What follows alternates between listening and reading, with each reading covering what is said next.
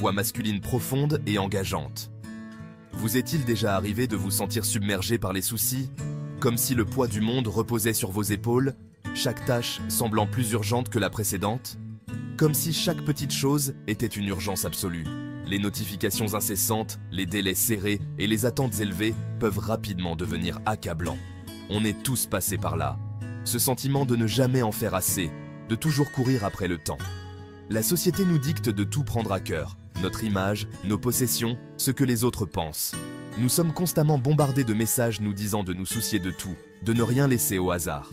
Et si je vous disais qu'il y a une meilleure voie? Une voie où vous pouvez trouver la paix intérieure sans être submergé par les attentes extérieures. Et si la vraie liberté résidait dans le fait de moins s'en faire, pas plus?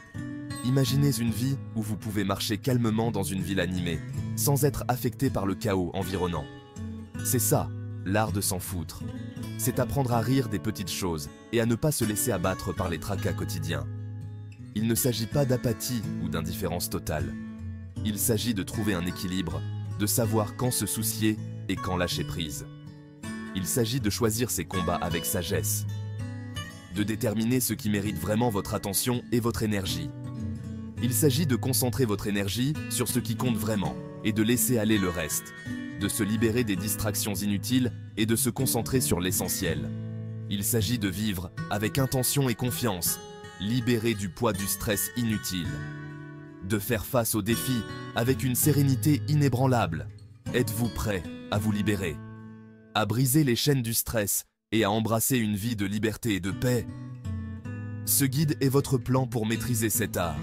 Un plan détaillé pour vous aider à naviguer dans les eaux tumultueuses de la vie moderne. Nous allons explorer des stratégies pratiques et des exemples concrets pour vous aider à identifier vos muscles du « je m'en foutisme » et à les exercer avec confiance. Des techniques de pleine conscience aux exercices de journalisation, chaque étape est conçue pour vous rapprocher de la tranquillité d'esprit.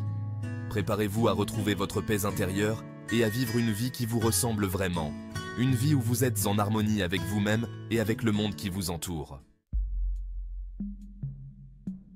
Ethan était le roi des ruminations. Chaque jour, il se perdait dans un tourbillon de pensées anxieuses.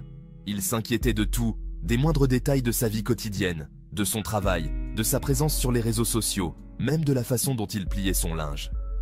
Rien n'échappait à son esprit critique. Sa vie était un cycle infernal de « je devrais ». Chaque pensée était une nouvelle obligation qu'il s'imposait. « Je devrais travailler plus dur », pensait-il en faisant défiler des photos de vie parfaite sur Instagram. Les images de succès et de bonheur des autres ne faisaient qu'amplifier son sentiment d'insuffisance. « Je devrais être plus sociable », marmonnait-il en déclinant une énième invitation. Chaque refus était une nouvelle source de culpabilité. Ethan n'était pas un cas isolé. Partout autour de lui, les gens semblaient pris dans le même piège. Il était le produit de notre culture hyper connectée et obsédée par la réussite. Une culture qui valorise l'apparence et la performance au détriment du bien-être. Nous sommes bombardés de messages qui nous disent que nous ne sommes pas assez bien, pas assez minces, pas assez riches, pas assez heureux. Ces messages nous poussent à toujours en vouloir plus, à ne jamais être satisfaits. Pas étonnant qu'on soit tous si stressés. La pression constante de devoir être parfait nous épuise. Mais l'histoire d'Ethan ne s'arrête pas là. Il était sur le point de vivre une prise de conscience qui allait tout changer. Une révélation qui lui permettrait de voir les choses sous un autre angle.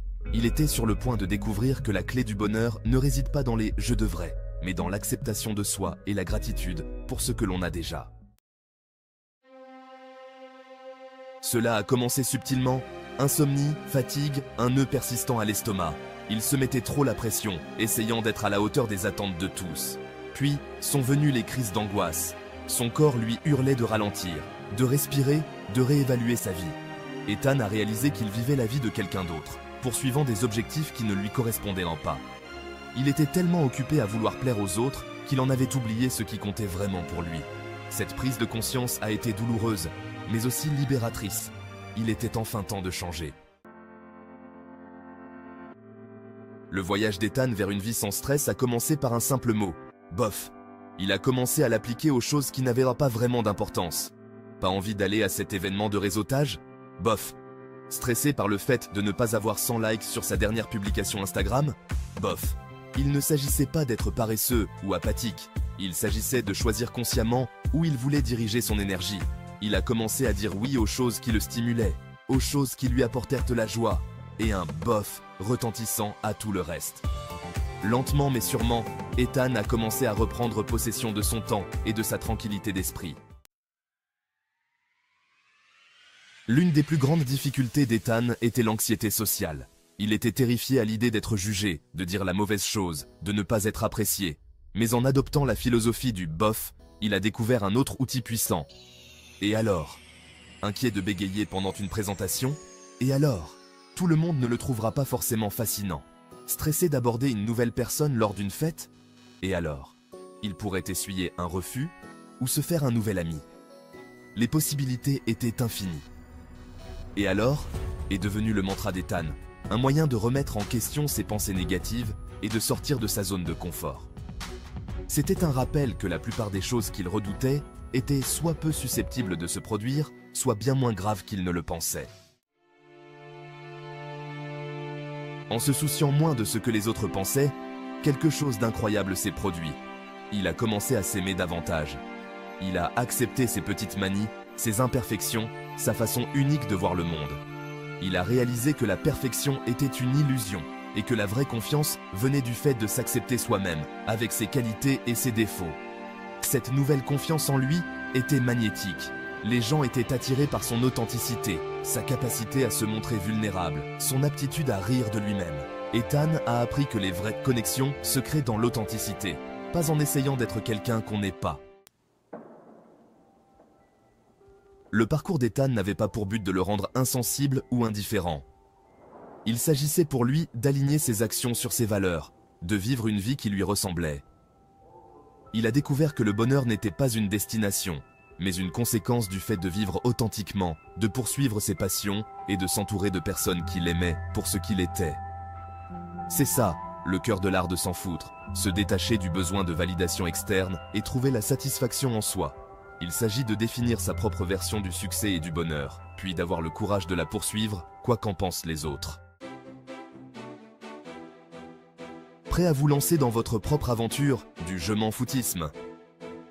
Commencez par identifier les choses qui vous volent votre joie, les « je devrais » qui vous freinent. À quoi consacrez-vous votre temps précieux et votre énergie qui n'a pas vraiment d'importance? Qu'est-ce qui vous fait peur et vous empêche de vivre pleinement votre vie? Une fois que vous avez identifié vos zones de « je m'en foutisme », commencez à vous exercer. Dites « bof » plus souvent.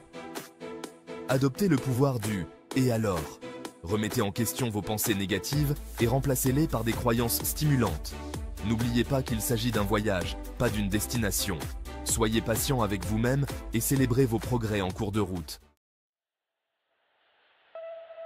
La vie d'Ethan était radicalement différente maintenant.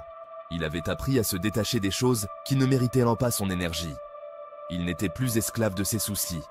Les chaînes invisibles de l'anxiété et du stress avaient été brisées. Il avait plus de temps pour ses passions, ses relations et surtout pour lui-même.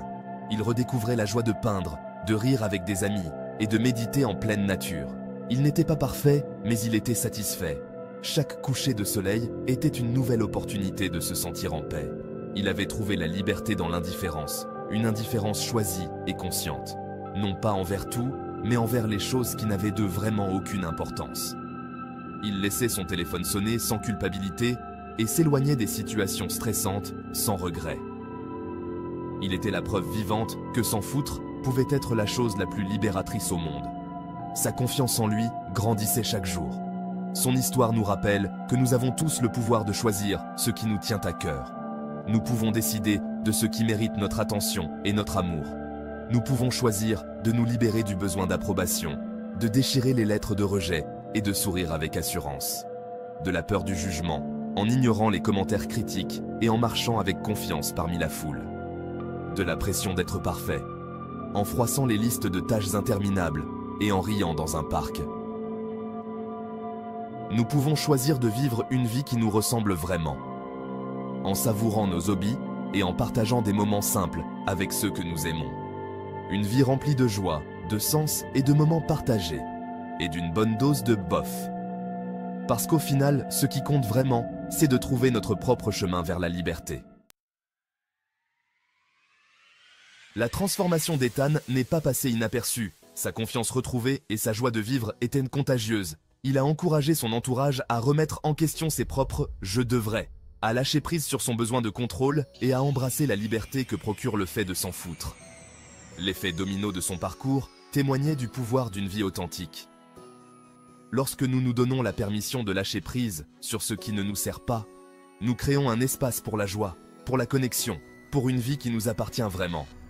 Alors, qu'allez-vous choisir de prendre à cœur? Qu'allez-vous choisir de laisser aller? Le choix vous appartient.